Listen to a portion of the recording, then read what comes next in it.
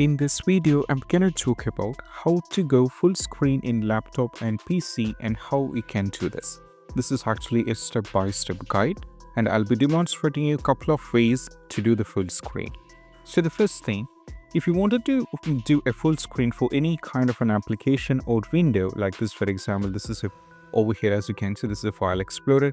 Right now, you can see this is a full screen. For some reasons, if you'd like this, and if you don't know how to change this to a full screen, there are a couple of ways.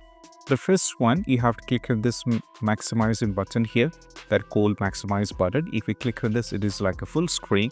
And if you click on it once again, it will be like the original position like this.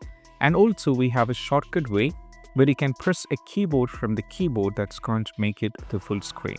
That is called F1 key from the keyboard. You just need to press it.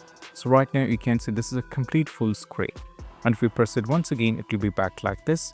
And if you press it again, as you can see, this is a full screen right now.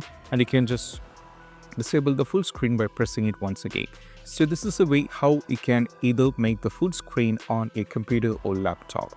But for some apps that doesn't support the full screen. So if that is the case, you can only view it like this.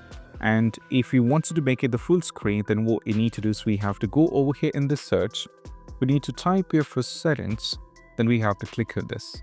Now from here, we need to navigate to the system, and from here go to the display.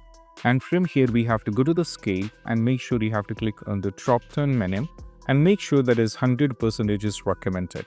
It should not be 125, 150, 175 or something.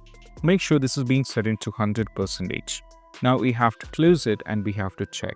So these are the ways how we can do this, and I hope this quick video is helpful. That's it. Bye.